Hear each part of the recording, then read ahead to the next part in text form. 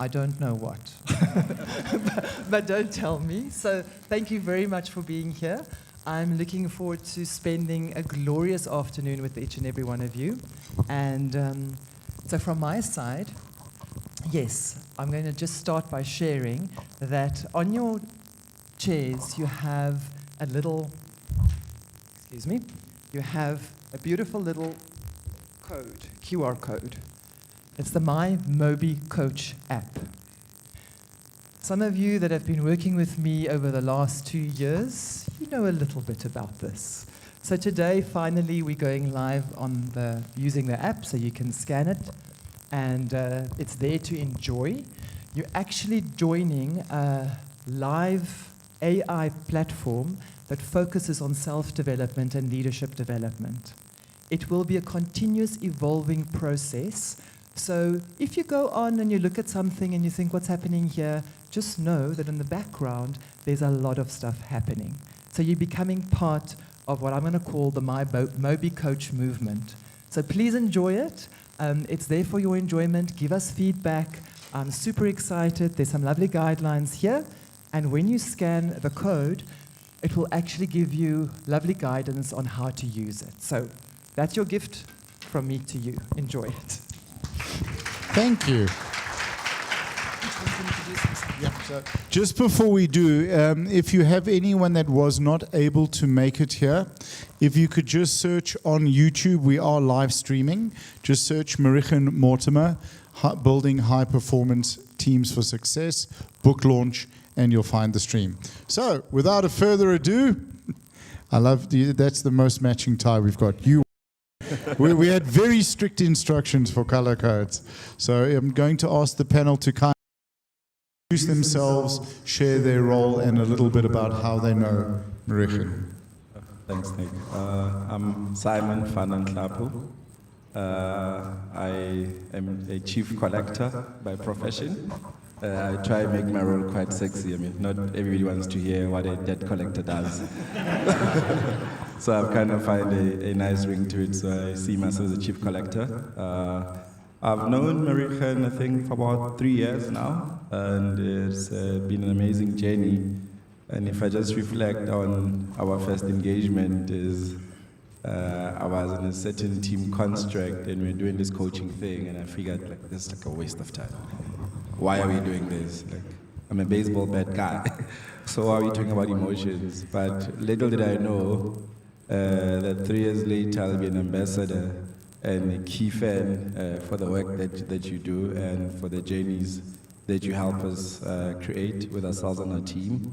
And yeah, it's been an awesome 3 years with you, and in the 3 years I've grown immensely beyond what I would have imagined as a person, as a father, as a husband, as a friend, as a colleague, and most importantly, as a professional.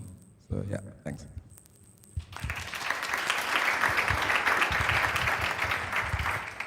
Good afternoon, everyone. I'm Donna Mogotu. I am from ABSA. I look after operational and resilience risk within our relationship banking cluster. I met Kiki when I still worked in retail and business banking, so pre one of our many restructures. And initially, also about 3 years ago, I think, or just a bit more, it was quite a long period of design because we were designing for my current team, and then we had a bit of a notice of a restructure, and then we put it on ice, and then we picked it up the following year in 2023 where we went with it. I think it was actually opportune at that point because it was a team that I went into, that I inherited people, I brought people, and then I recruited people. So it was actually very critical at that point to undertake such a journey. And she's been an amazing catalyst in terms of us unlocking such high performance is one, but just in terms of some of the things we've managed to build. And for me as a leader, just opening my eyes to a different approach to coaching that she is really just unique, that she brings to the table. So thank you.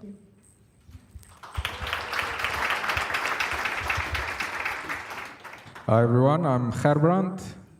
I look after a team with a very short name. It's called the Retail Risk Modeling, Measurement and Data Center. Of course, we we like 3-letter acronyms, so it's RMD for short.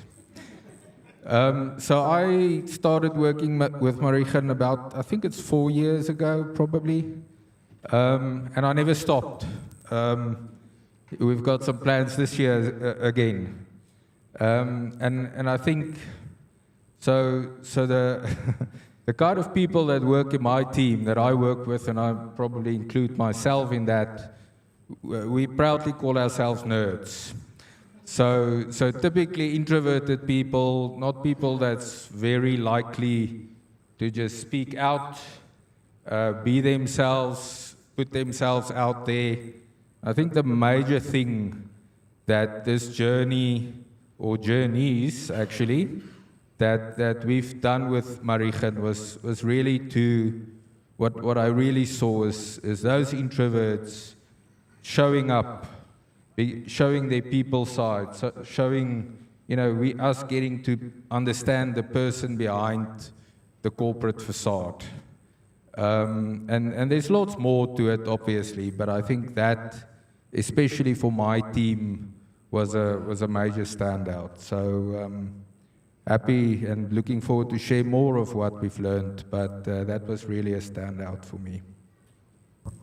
Thank you so much. Yep. So thank you very much. You can see 3 very special leaders, 3 very special, unique teams, team DNAs, and all of that. But before we go on, and before I hand back to Nick, I want to just share a little bit with all of you, because some of you have worked with me, some of you haven't. So I want to share how these journeys actually work, just to give you a bit of context, and how the book actually started. So approximately 9 years ago, I worked with one of the leaders that's sitting in the room today, and that was also the kind contributor to the foreword. And we started this lovely team journey. And at the time, some of my work was already there, but there were pieces of it that hadn't quite found its sweet spot. And he was a big encouragement to say, just be part of this. You're part of the team. When you actually lead the journey, it's important that you become part of the team. So he pushed me, unbeknownst to him, out of my own comfort zone. And that fundamentally changed the way I work and how I ended up showing up and sharing.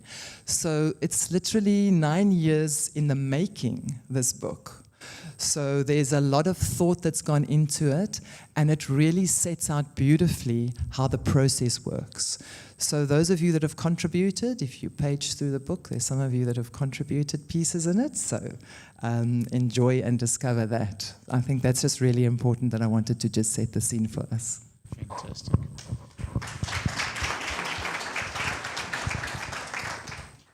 And what I'd like to set the scene with, and we'll get into the book, but in the time that we've worked together in the preparation with this fantastic panel, the sense that I got was far more than development just in business, development just in business success. That was almost secondary to the personal development, people becoming the very best versions of themselves and enabling them to perform at work, but also at home. Some of the panels members were watching soccer this morning and watching their kids play soccer, which is such a wonderful thing in terms of finding that balance. And if you don't bring that through, where you're presenting a whole person development opportunity, you're not able to reach your potential.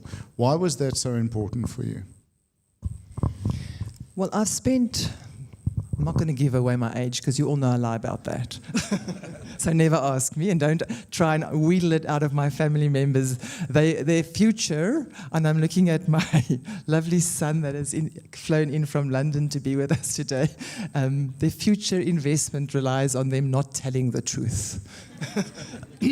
So, having spent time in heavy corporate, I started my corporate journey working in manufacturing. And manufacturing is quite a strong industry, if I can call it that. So at the time, we were manufacturing heavy earth-moving equipment, so your caterpillars, front-end loaders, back actors. And I progressed my actual corporate journey. From there, I went into and spent time in mines. So I was the person that went down the gold mine, I went down a coal mine, because by nature I'm extremely curious. And for me, it's very important that you immerse yourself in the industry that you work in. Life found me eventually in industrial and commercial property, so I spent time flying in helicopters and studying industrial and commercial property and looking at mine dumps and the reclamation thereof. And then finally I found my way into tech, and I joined the tech world for 4 years, and I also had to learn the tech world from scratch. Having had that experience, and then over time, because I also ran a wellness company, I actually became so aware of the importance of a person's well-being. And when you lead from your weakest spot when you're under pressure. And what I've witnessed in the past 5 years is corporates worldwide, because I have the good fortune to work with corporates worldwide, I've witnessed people operate under extreme pressure. So the price and the personal cost at which people operate become very, very important, not only from the leader's perspective, but also to the teams that they lead. So that really made me change my approach and craft my approach over time to say that when I do the team journeys, that I actually work with the individuals and I work with a team so that we can co-craft as we develop. And it's a continuously developing platform. I was sharing with the team the other day that I was working with, it was Fon and his team, and I actually said, because things are so evolutionary, the new material just keeps on developing.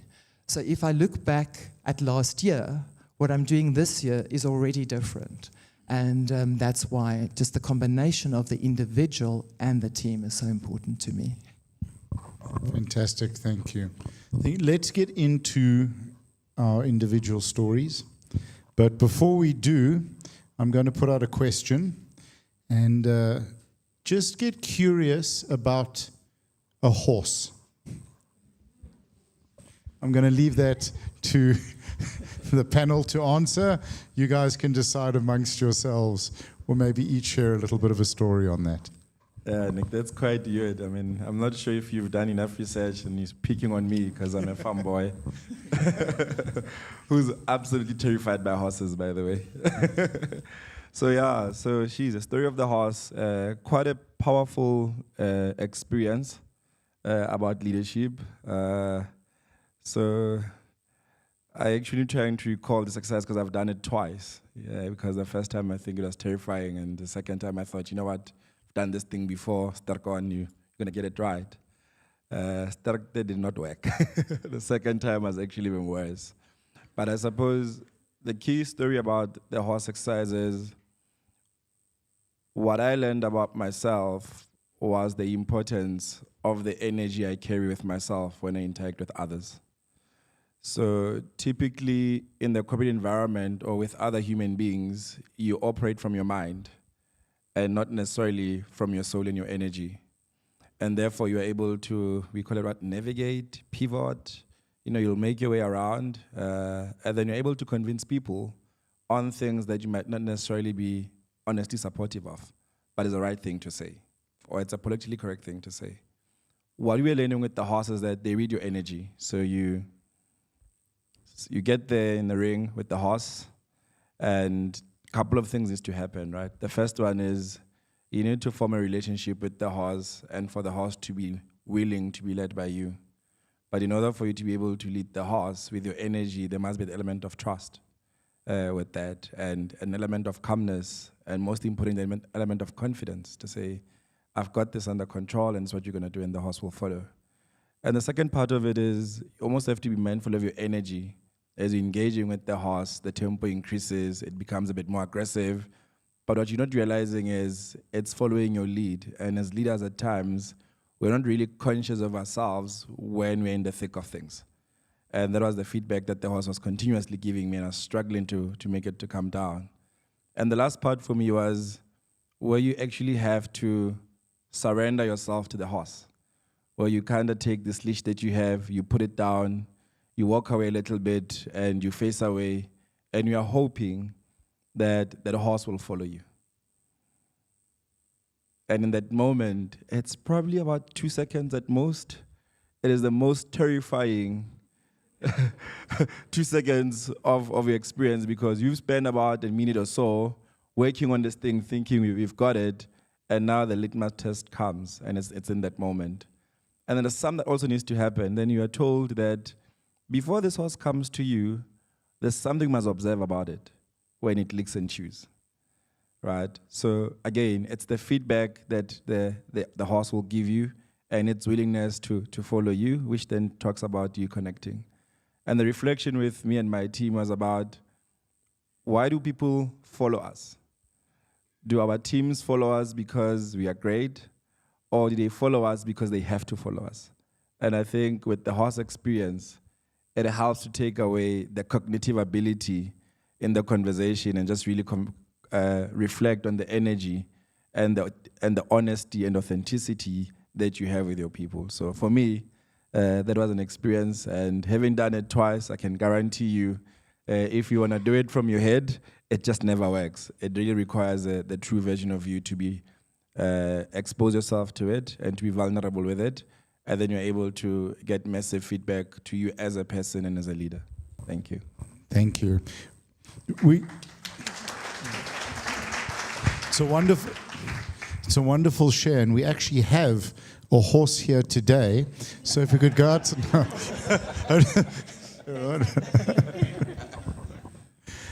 I think in the times in the chats that we've had, you've mentioned that you've worked with many, many coaches, and so many of them have been cookie cutter approaches. There's not been a real connection.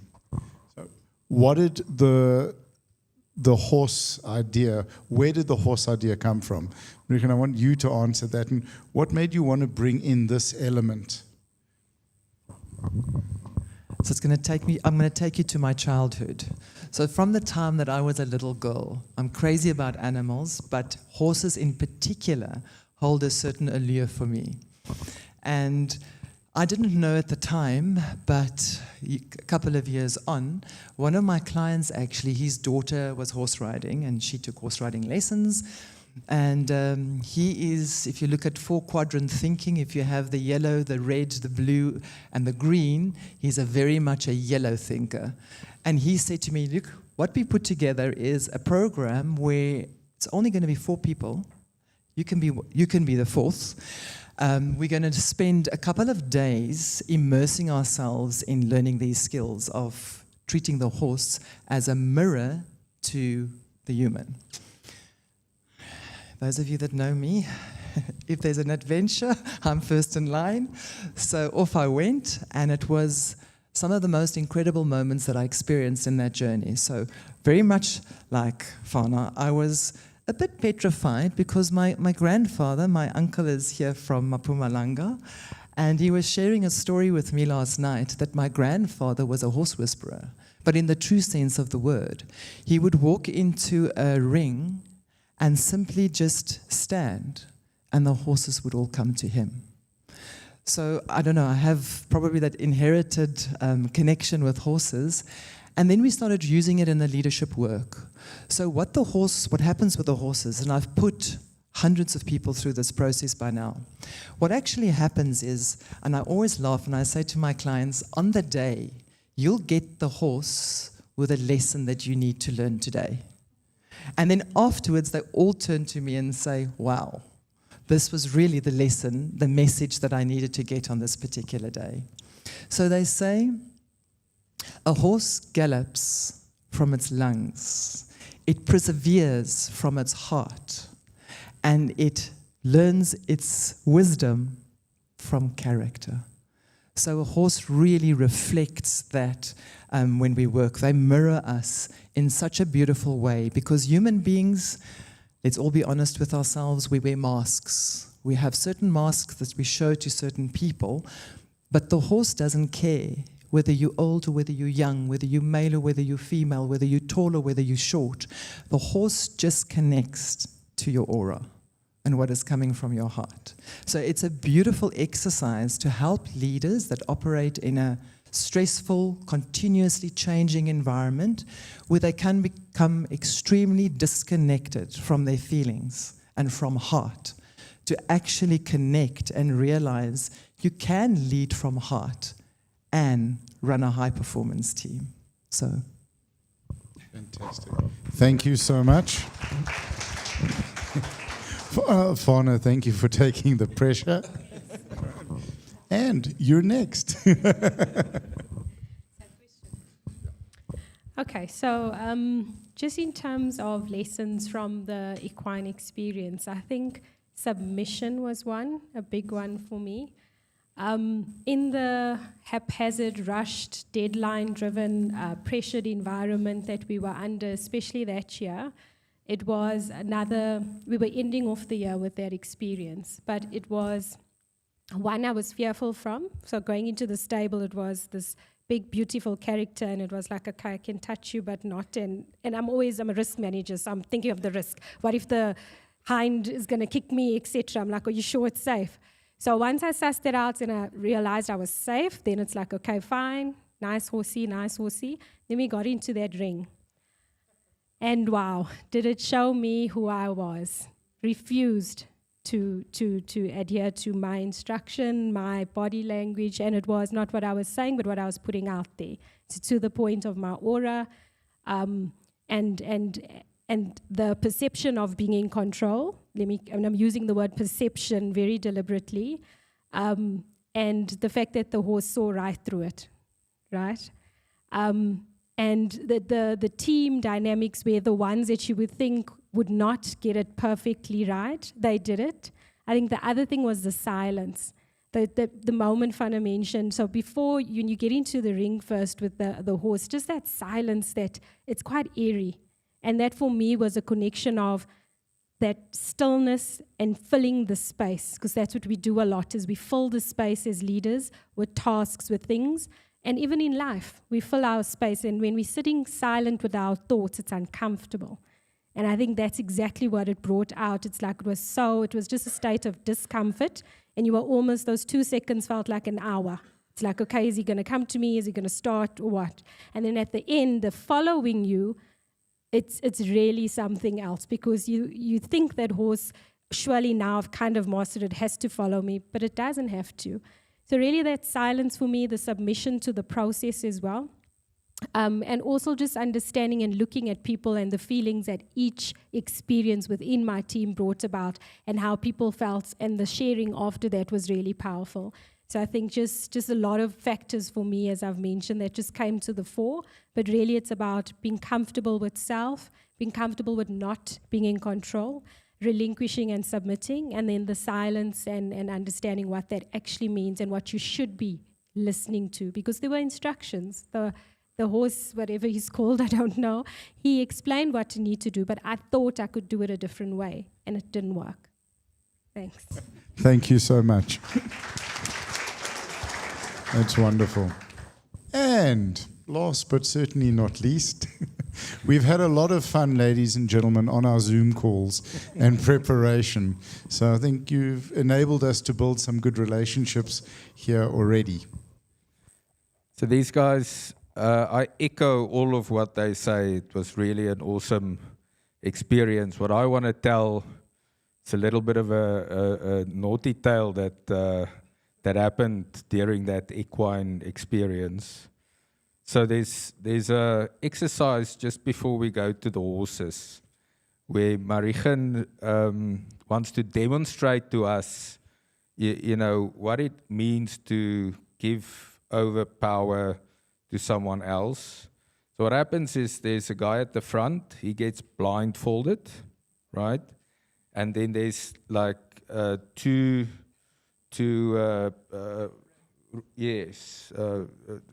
and so basically there's a guy behind you, and he's got to steer you. Now you walk through like an obstacle course. So I mean, the first people went, it's very tough because you've got to stop them and sort of to make them go over the stuff, and quite a complex thing. What I realized when she put on the blindfold on me is I can actually see a little bit there on the bottom. So I told the guy behind me, we're going to break this record now. Watch this. So we were fake doing things. And I was just looking down. Whenever there's an obstacle, I can see the obstacle and I wait for the thing and I just perfectly step over the obstacle, and Marichen was blown away how quickly we did that thing. That's I guess that little bit of competitiveness that came through. I was honest at the end. A next session, I basked in the glory for a bit, and then the next session I was honest about that. But I guess even that part, so you can't fully see. So you are you need to be supported by the person behind you. I think that's the same thing with the horses. Is that support, that sort of teamwork? Very true. What all of these said is how you show up. Don't show up overconfident. I think I tried to dominate the poor horse, and it just went poorly. So there's a lot to be learned with that equine experience. It was really a good one with a little bit of competitive fun in there as well. So thank you. First off, ladies and gentlemen, that is not what we discussed in the preparation. The reason I wanted to ask this question before we got into the book, and why I wanted each of the panel to share, because it goes to show the difference that you bring and the extra that you bring. And coming from a background that included holistic wellness, I think that is what's separating you from the vast majority of coaches and what makes working with you so special. So without further ado, would you tell us a little bit about the book? Okay, so the book. Are any of you curious about these beautiful Siberian-looking wolves behind me? So they're not there by accident. They're definitely there by design.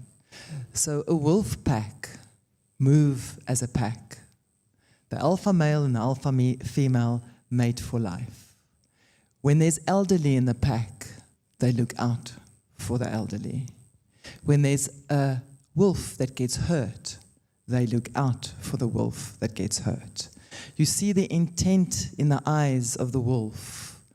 It is the intent and focus that we require when we have big tasks, big responsibilities on our shoulders. So the journey of building high-performance teams and the book literally started, as I shared earlier, 9 years ago. But technically, it probably started in my very, very first job, because I was always working with teams, leading teams, leading teams, leading teams. And as a keen observer of human behavior, I'm always curious to know what makes a person tick. How can we unlock that? So my client's success is my success. So I'm in that position where when they succeed, I succeed. And then to look at the dynamic, because when you work with teams, when you change one member of a team, the whole dynamic changes. So the book really has its intention to guide the reader through a journey of building a high-performance team.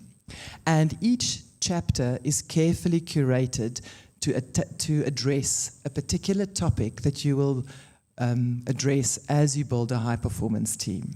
What is important is that you have a really good facilitator to take you on the journey.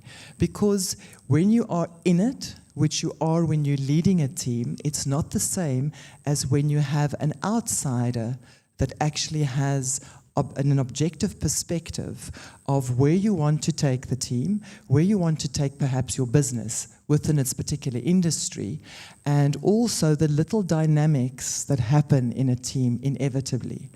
So the book really highlights that journey, and I've included as many of the chapters as I could. But like any artist, you have to decide when it's finished. So the book is finished, but the journey is not.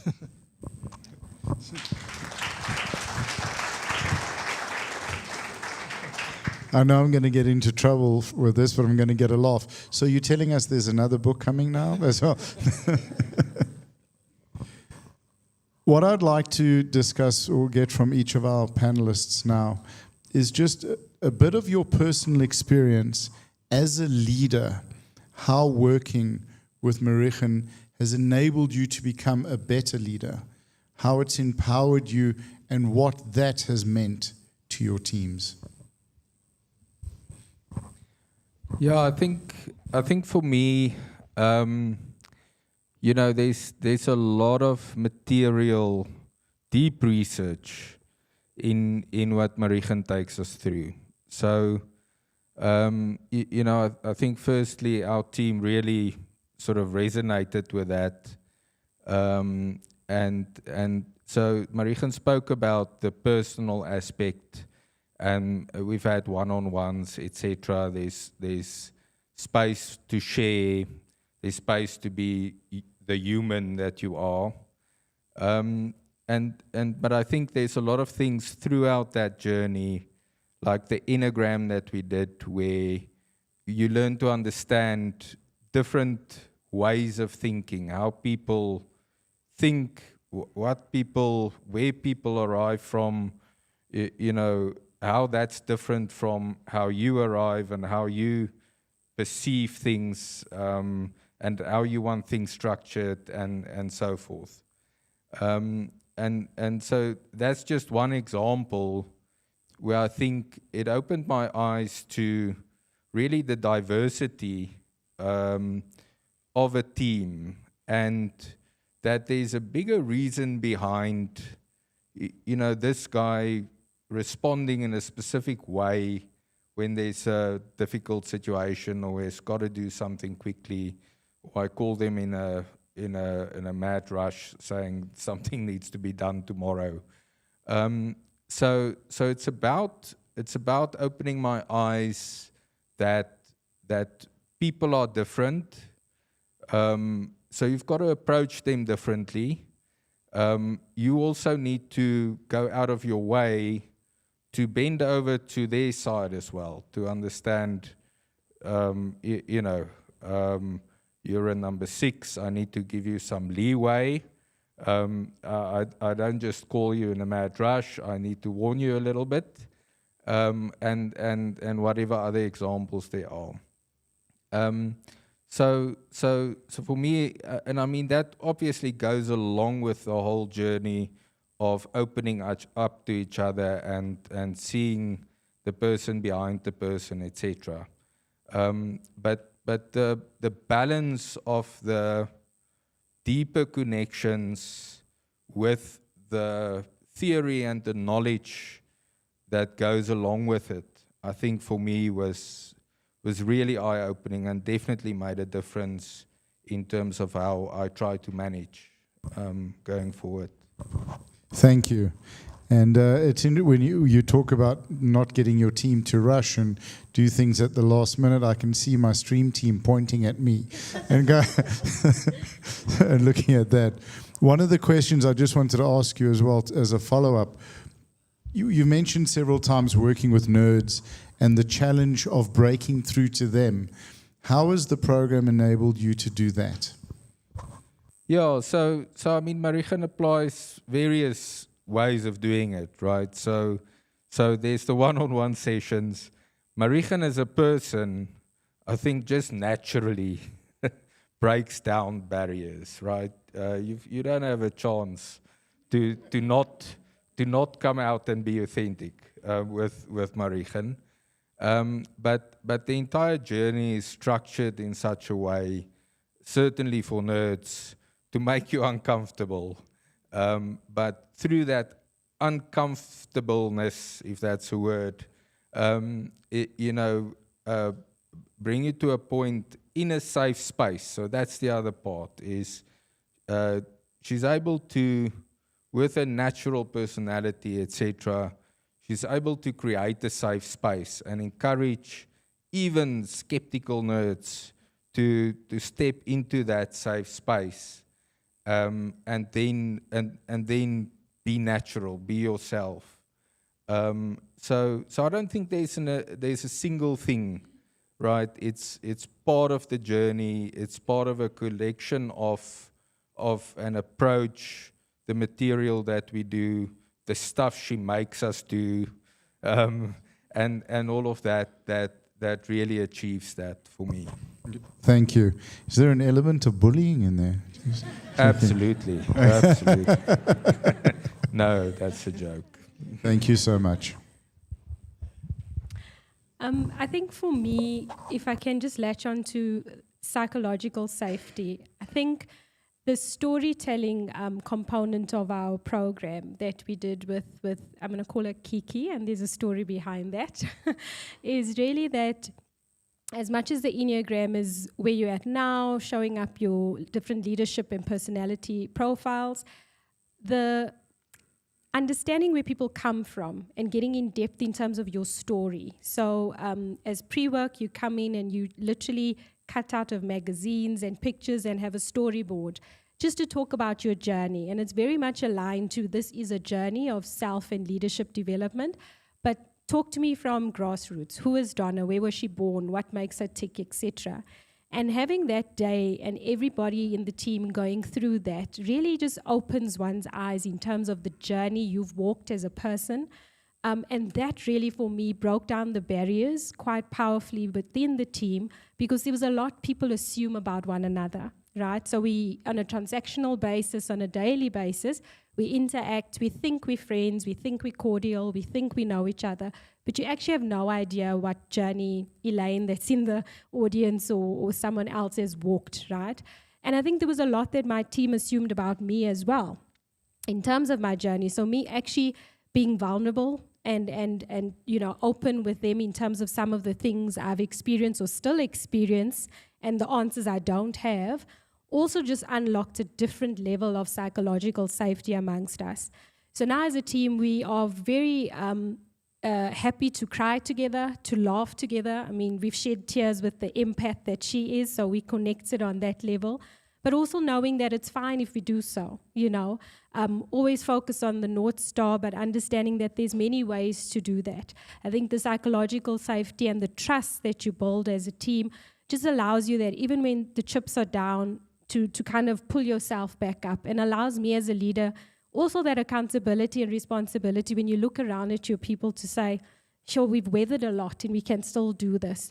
And then it's about how do we, as a collective, just try and push a bit more. So I think the depth of those conversations, the platform she creates to allow people to be vulnerable, I think especially because of the combination of the individual sessions before coming into the circle of trust, really does break down those barriers. And then also having the objective person facilitating a journey is really key, because as much as I'm a leader, I don't know, this is not my area of expertise, and I myself are being developed through the journey. So it's not she's only developing them, it's how do you lead a team through high pressure and to transition, and for them to thrive, and in turn then you thrive because you obviously as part of the pack, not necessarily ahead of the pack. Thank you. Thank you so much. You answered all the questions I was going to ask. Well, thank you. Okay, I'm done. Fana, you're up next. Thank you.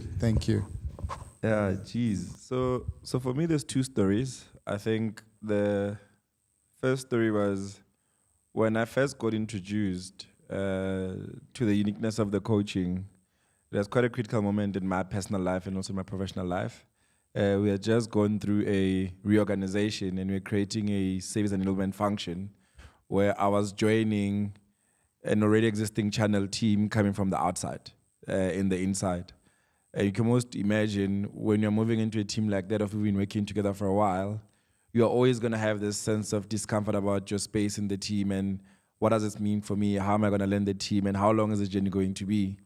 So the uniqueness of the journey itself was so great, because in our first leadership outing, we got to understand each other's personalities, right? They talk about the Enneagram, where you started to see, oh, so-and-so is a 2, so-and-so is a 5. Then it helps you understand the people that you are engaging, interacting with. And then the journey itself helps you be able to be true to yourself and bring your full self to the team as you're now starting to uncover and unpack each other's personalities around our ways of work. So that made it a lot easier for me to connect and click, because already no one was pulling a facade or anything like that. And we had this concept we called artificial harmony. So what this journey helped us to do was to quite quickly move away from artificial harmony and really move to peeling the layers and understanding each other. And as a result, we're able to work together as a collective. And that helped me to acclimatize quickly, gel with the team quickly, and quite quickly we're able to move at speed. And I strongly believe we created real magic for the channel at a point in time. What was critical for me for that was I now realized how I've also changed my team that I've been working with for 4 years, because I'd been working with this team for 4 years as a leader who showed up for an outcome, right? And all the coaching sessions I've done before with different coaches, they were always outcome-driven coaching activities. This is where I am in my career. This is where I want to go. These are critical things I need to deliver. Help me figure out the way to get to them, right? So you get best people that will help you to figure out the way to deliver constant results. But the uniqueness of this one, it was not focusing on that. It was always focusing on personal mastery. How do you become the best version of yourself? By looking at yourself holistically, appreciating the different hats and roles that you play in your personal life, in the organization's life, and also in the society in which you live in. And that helped me to better understand my role as a father, my role as a husband, my role as a colleague, and my role as a community member as well, because I then got to understand the consequences of my moods, right? One of the critical things I had to learn about myself that I found unique is we spend a lot of time on self-awareness.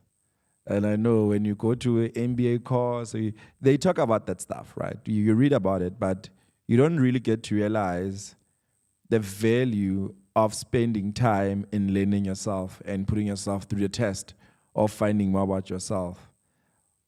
What this program and the uniqueness of the program has done for me is it has helped me to go to darker spaces of my personality that are not negative. The spaces where when you are always challenged with something in your mind and it's complex and you can't solve it, you always brush those things away. What this program helps us do is it gives you the tools to be able to shine a light upon yourself and be able to navigate those complexities about yourself. And when you're able to better understand yourself, now you get to realize how other people read you, experience you. And now you're at the point where with my team, I would tell them when I walk in to say, guys, today, my energy levels are very low, right? So I'm not going to be the same person you expect to be. Please work with me. Why am I able to do that today? It's because as a collective, as a team, we first created a safe space. So the team now knows and understands at some point they need to hold a space for me as a person and not for me as a leader. And I also are able to do the same thing for them.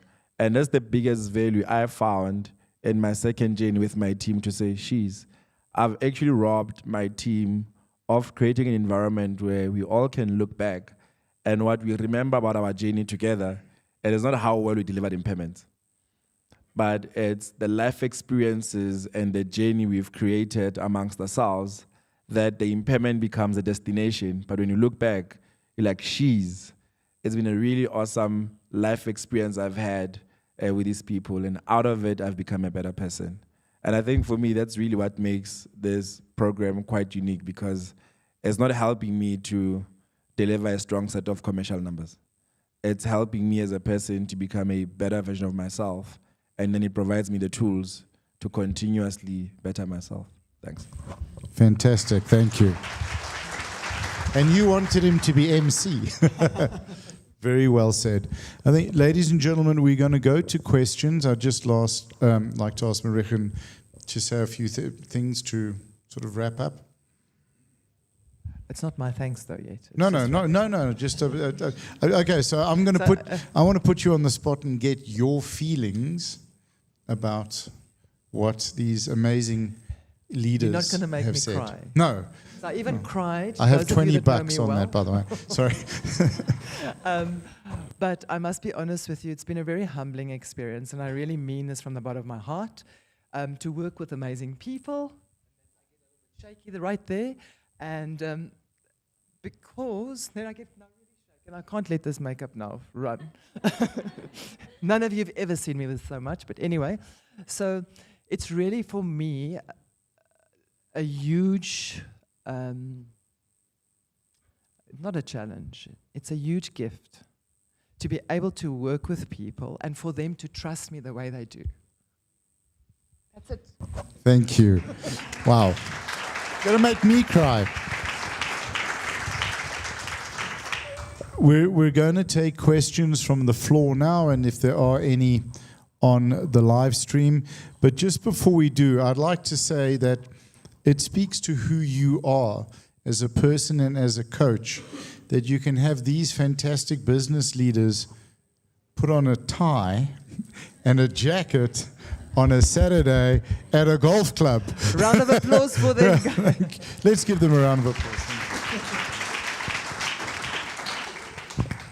Ladies and gentlemen, if you have any questions or comments for the panel or for Marichen, please raise your hand and we'll start the Q&A.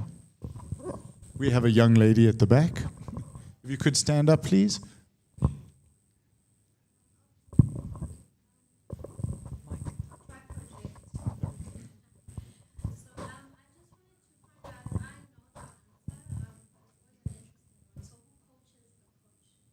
Great question. Who coaches the coach? That's a lovely Nangamsotladi question, that. Thanks, Nana.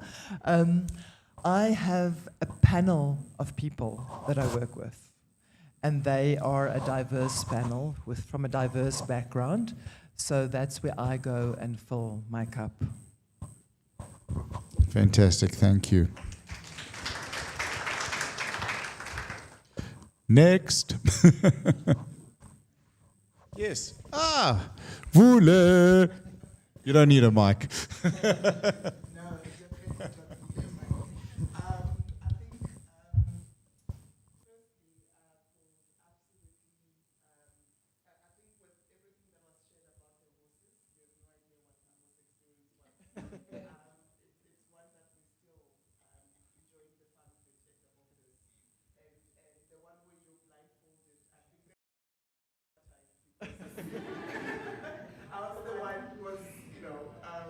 Making sure that they move.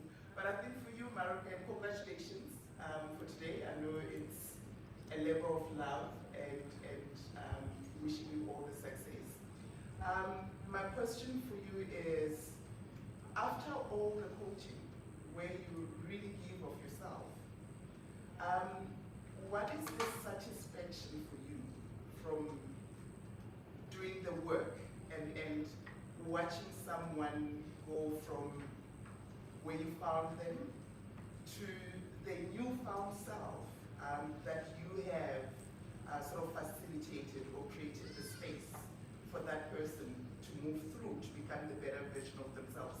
What brings you joy, and what is your satisfaction in that when you watch the labor of or the fruits of your labor, if I can put it like that? Thanks, Vule, and thank you for the well wishes too. So for me, it brings me really, really deep joy when I see my clients get their aha moment. And sometimes it happens so subtly, and it's sometimes step by step by step, and you just literally, it's as if you were watering a little seed, and then suddenly it sprouts and it flowers, and then there's no stopping it. So there you are, Vule. Need I say more? She's now a published lady herself, and I had the pleasure of working with Vule. So for me, I really take deep pleasure in seeing that. And also when I work with clients that go through tough times, and I see the enormous wells of wisdom that actually exist in individuals, and when they start pulling together, and the magic starts happening. I call it the magic starts happening, but it's really where they get what the program is about, and I can actually see how they gel together and they start caring about each other, not just about themselves.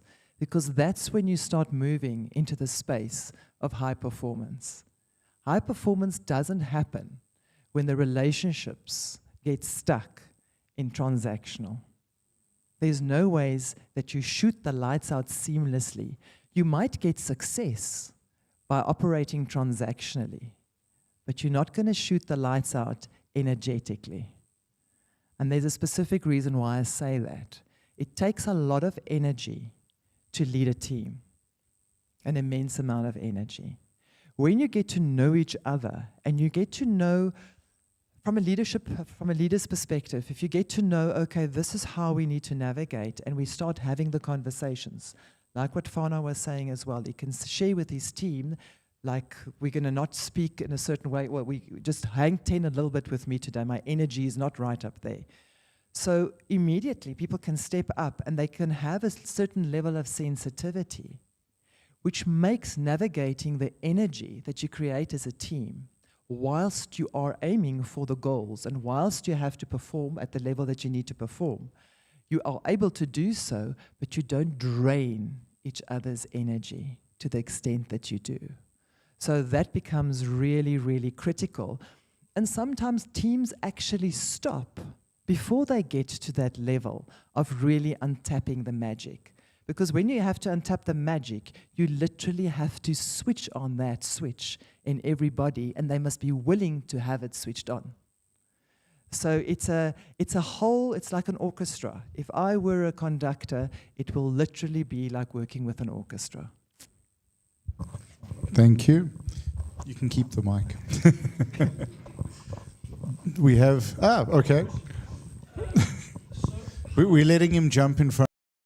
He's from London. No, it's fine. How do you then deal with these difficult teams that you have to face where an individual will pull swift versus in terms of how would you deal with that from a leadership perspective and within that team cohesion?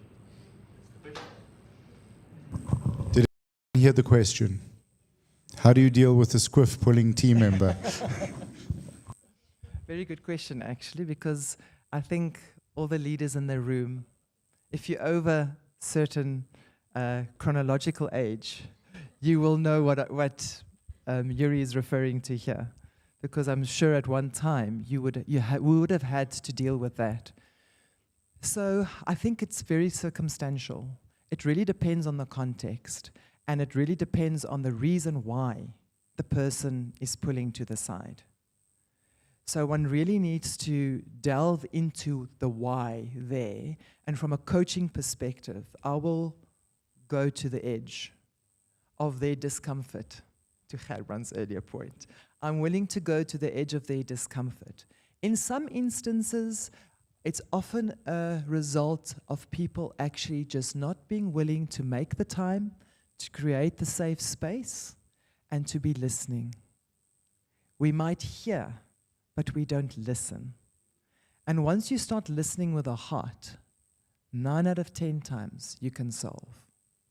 But that 1% is sometimes where a person needs to say goodbye, tata, bon voyage, and then that is just what needs to be happening. So there's life has its exits and its entrances, and sometimes it's necessary for a team member to exit as well. Thank you. Before we get to you, we had a question here, and then to the gentleman on that side. This has been the question asking side, so you guys have got work to do.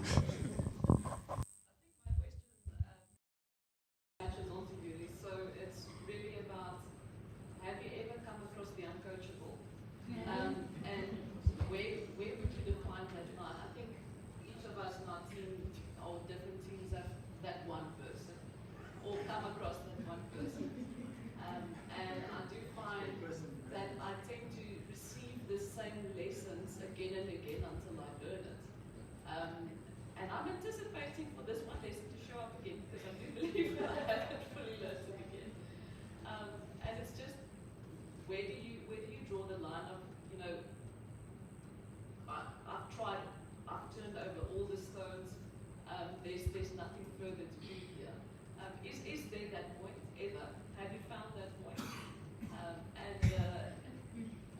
What did you do with the body? Maybe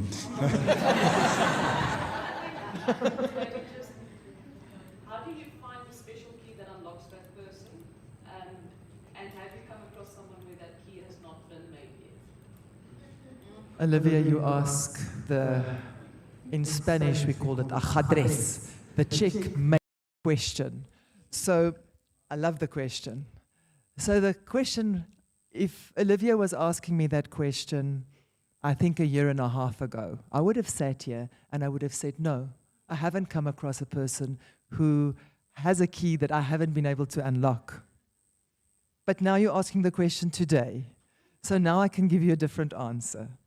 And I have come across one person that I haven't been able to unlock the key. And he unfortunately then actually stepped out of the journey and ran to the side of the journey. And we agreed that his role in leadership won't progress. And he was happy to stay at his level, and he just chose not to. He's not available for that. So you do find that. Thank you. The gentleman in the black shirt.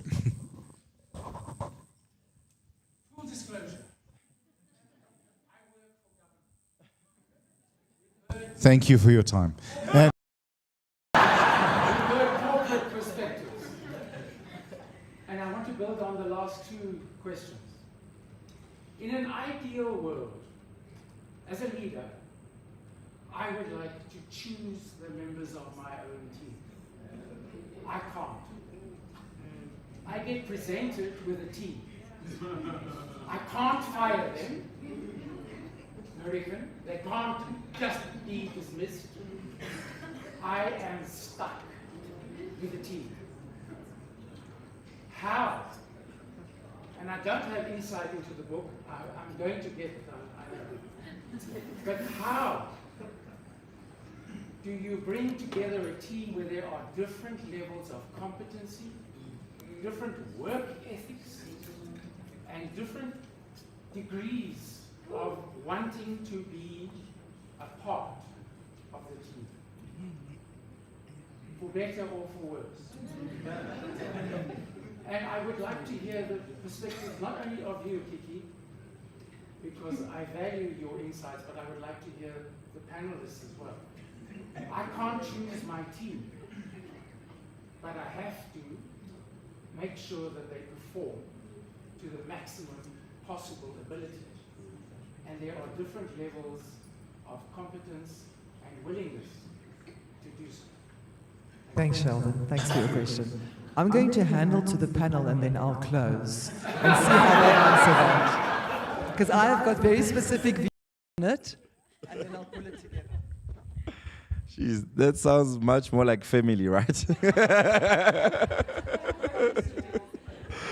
You can't choose them. Some of them we inherit.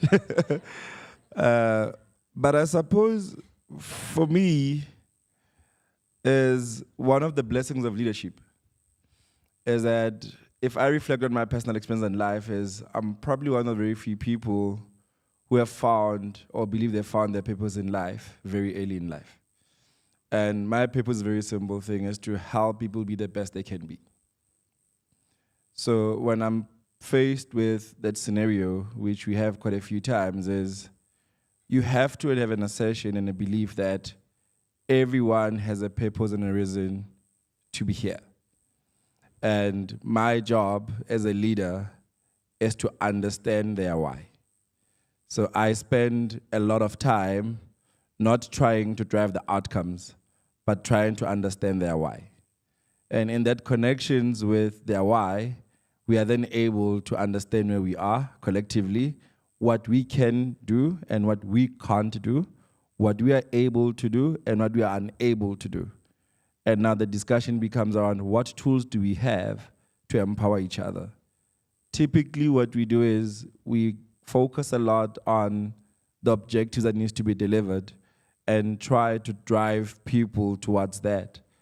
And it works at times, but it's not sustainable. But once you are able to understand the people that you're leading, and they understand that you care for them and you hold the space for them, I've had an experience where I've agreed to part ways with others. And a termination conversation doesn't have to be a hard, sweary, and shouting conversation. It's a realization moment to say, I think this is not working for you despite everything we've done. What is this thing that you are great at? And let's focus on getting you to be the best you can be in that thing. And in my 20 years of leadership, I've helped a few to find alternative roles, but I've also seen people turn around, because the most important thing is people realizing that you actually care about them. And the key thing for me as a leader is create a space that is conducive for people to be at their best. And if you've done that thing, I think you can go to bed at night with peace, saying, I've done everything humanly possible to create a space for them to be the best they can be. At the end of the day, it's their choice. Thanks. Thank you. Is there anything else to say after that? I think very similar to Fana, it's exactly that. It's unlocking the why and meeting people, where they are, and trying to, with the tools and resources like a journey like this, also help them from a personal mastery perspective. And then sometimes you do get to a point where it's just not working, So I think the courageous conversations and openness and building again the trust, to Fana's point, it doesn't have to be hostile. It actually is unlocking the best for the team, because we're there for the organization first of all, right? So I always say we're not volunteers at ABSA. We actually are there for the betterment of the organization. And then also when you look at the whole and someone is pulling squiff to one side, it's really about investing all your energy, giving them the same resources and time, and not discarding people. I always believe that. It's really about just investing equally in the team. And where some people may need a bit more, then you push yourself a bit more in terms of getting and tapping into that energy that they need. But when then it comes to a point where either there is rehabilitation and they, latch on and ignite, a fire is ignited in them, then that's amazing. But sometimes there is that part where you also just have to say, or they come to you as well and say that this isn't working, and then it's about finding a different opportunity for them within the organizational context. Or sometimes I've also had people that look outside, because maybe it's actually they've been working for such a long time and they themselves haven't discovered their purpose, and they've realized they want a complete career and a life change, and that's also fine. So you then keep a relationship going, you help people just be better for themselves holistically. Thanks. Fantastic, thank you. Yeah, I do think that, so when Marichen starts, she calls it contracting. So for each of us, she says, I want to contract with you that this is going to be a safe space, that you're going to be available, that we're going to work constructively, etc. Now, I think at that point, if a person is not willing to do that, I don't think it's going to work. So it's not. Then in that case, I think there's other avenues one can follow. Like Donna says, maybe it's not the right place for that person. Maybe it's just not, what they want to do. But what I have seen is if someone is willing to commit to say, I'm committing to this contract, there are many cynical people. There are many people that brings a lot of background and experience within the team that wasn't positive. But this journey, the combination of the one-on-one coaching with then the dynamic that is built within the team, I truly believe can change people's attitudes. So it's an individual thing, understanding really where are you coming from, what is the What is the hurt or the background that's causing you to feel the way you do? But then there's the team dynamic, and when you take the core of the team, the majority of the team on this journey, there's also, as much as there can be a bad apple that affects the rest of the team, when the core of the team really buys into this, it creates also a different sense and a different environment where people that used to be on the edge can actually start to feel welcome and brought in and pulled into the team. So I don't think there's an answer that'll just say, Marichen's got a solution for everything, every person in the world. If there's really not a willingness to participate, it's not going to work. But for the majority, where it works, it also has a spreading effect to the rest of the team. Thank you so much. I would have said that's what the third book is for. Marichen?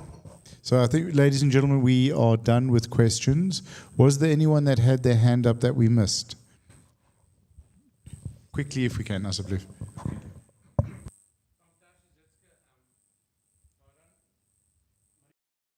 Part of my team, okay, so it's a different perspective of everybody else here. So 5 years ago, I sold my company 6 years ago to a listed company, and then in that year I discovered a lot of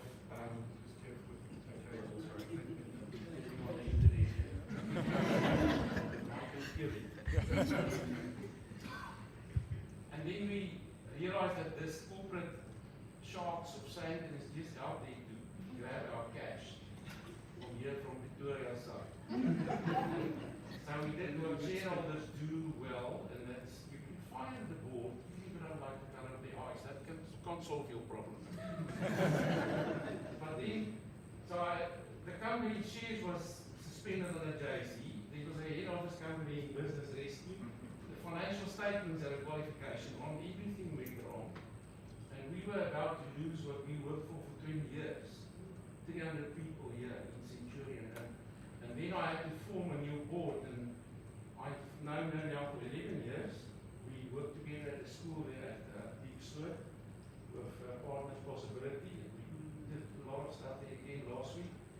And I asked her, will you come and join this board? It doesn't look so good, okay, if you open this stuff. And she said yes, because she trusted me and our CFO, Eric van der Werven, and the other guys as well. So the 5 guys that we quoted on the board. And Marichen is that soft person, but the softest part of her God is actually a thief. So she's the chairman of the social ethics committee. That's the most important now. It's actually more important than the audit and risk in a listed company, because they govern everything that must go right in order to produce the results. And I think I'm looking forward to this book. Okay, so maybe we can teach people some things here, but really well done. And thank you for saying yes 5 years ago. So, and she's one of those, I think, as CEO of this group, I could phone all 5 of those guys, anytime, day and night, and they help me. And especially the softer side, the people side. Well done, thank you. Thank you. Young lady, you're up. Yes. So from my side, I just want to say thank you so much to each and every single one of you for coming out this afternoon. And the afternoon is not done yet. So those of you that left your home for the first time in a long time, and I won't look at any of you, but you know who you are. I want you to enjoy with us. I want you to take selfies. Please don't let my selfie wall go to waste. There's a lot of love that has gone into it. Take selfies, post, buy books. There's some lovely, lovely people. I'm going to get them to stand up and use the hashtags. So I want Sandy, Rumel, and Tamlin. Where's my lovely people? Just to stand up, and I want to say thank you so much. Don't go yet, please. Make sure we get a lot of sales. But they just offered. I strong-armed Sandy. She used to work at ABSA. She retired in December. And then I said to her, Sandy, I need your calmness and the fact that you've got this big picture view and that you can keep everything structured. I need you to keep me honest. So Sandy was very willing. So thank you so much, Sandy. And then Rumel and Tamlin, I had to, Tamlin's going to say I strong-armed her, but Ramel offered. But I just said that they are the two perfect people to actually assist in today. So thank you so much. Just give them a big round of applause. They're not getting paid. So, and then my panelist, oh my gosh, this process was... It was like giving birth to a beautiful painting, because it was first of all going to be Nick and myself, thanks Vule. And then it was Nick, myself, and then Ndi that made this beautiful thing with her and her daughters. They're responsible for beautifying the space, which I also managed to meet through Vule. And then Nick, of course, and Nick's entire team, thank you so much. And then I said to Nick, you and me on the stage for a whole afternoon, that's going to be so boring. And ultimately, it's not really about me. I authored the book, I'm the facilitator, but it's really about people like these three lovely people that I didn't strong-arm you guys into this, did I? You see Donna's, you're like, okay, but thank you so much. Because if it wasn't for them, I also wouldn't have the kind of material that I have for my book. So to Gerbrand, Donna, and Sai, thank you so much for being willing to get your nice turquoise blue gear on and for just playing with this brand for a bit. I really, really appreciate that. And then I have to say to my friends for coming out with broken arms and all, I mean, really, what did you have to do this morning? But I'm so grateful for you coming out. And then, of course, my son surprised, and he flew in on Thursday to spend these 4 days. And I was over the moon. Those of you that know me well know I was beyond over the moon. And then my uncle came all the way from Mpumalanga as well. And then I have to mention one other person, and she's sitting right at the back, and she's probably thinking, will she mention me or maybe not? Is a darling client that has come all the way from Botswana to be here at the book launch. That is commitment. Thank you so much, Neo.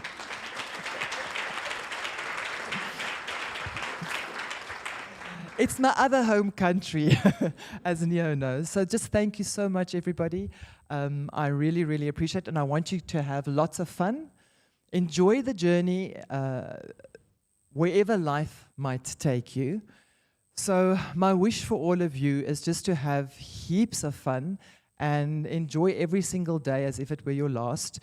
Dance when you can, and dance even if you can't. For those of you that don't want to dance, I want to say thank you to the beautiful Irene Lodge for this afternoon. Have I left anybody out? I'm just going quickly through my mind. No, I think I have covered everybody. And with that, just thank you so much for spending the afternoon with us.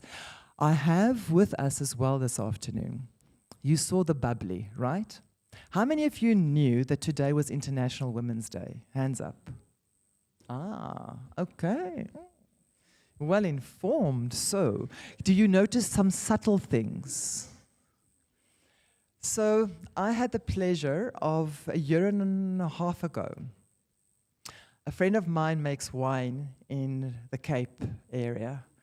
And they've started their own wine farm, and it's a lovely project, and I live vicariously close to Mother Nature through them. Then he mentioned to me one day, we were having a meal together, and he said he had the pleasure of meeting this incredible woman. He thinks I need to meet her. Melissa, please stand up. Melissa, everybody. So I was super curious to get to meet Melissa, and of course I dragged my family with me, because Melissa actually makes the bubbles that are here to be tasted today. a female bubble maker. That's what I'm going to be doing in my next life. So I just thought, Melissa, I spoke to her and I said, Melissa, when I launch this book, would you be so kind and come and share your beautiful craft with everybody here so that we can actually taste delicious bubbles crafted by a lady in the Bot River Valley with a gorgeous name to her brand, which is Genevieve. It just rolls off your tongue. So you're welcome to enjoy a little bit of Genevieve with us this afternoon. And thank you so much, Melissa.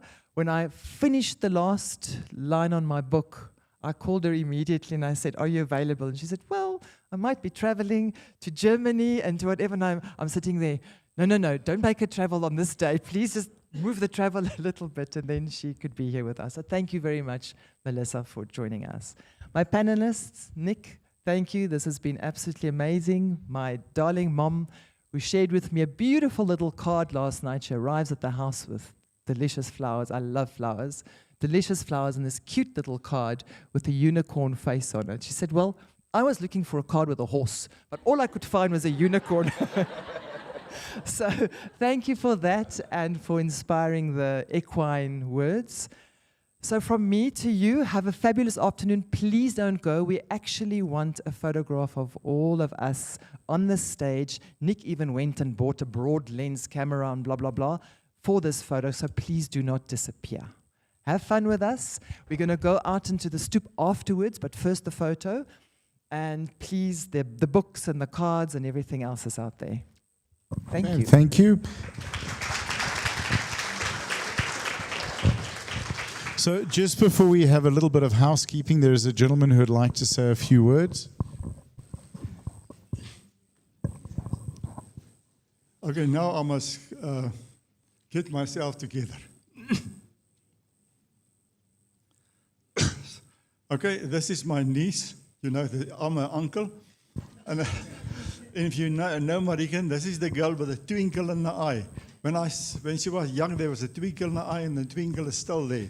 So great to be called her uncle. So I think about Marichen, I call her the 3 Ds. Is drive, determination, and doing. That's Marichen. So I want to conclude with one thing. I say, guys, I don't think that you know about the history that we've made today. You know, when I was at the Potts Business School, there was a research done, so all the business schools available in South Africa, and it's a couple of years ago, they said we all came from America. There are no management books written in South Africa. Because, as you know, we have a diverse culture. We come together, we have different backgrounds, and we have to make it work.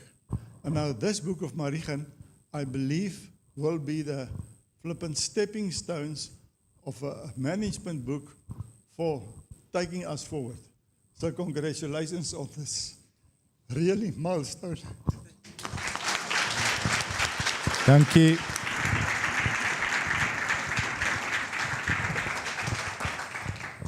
Ladies and gentlemen, if you can see our Emmet Media team over there in the corner, they'll be here taking videos.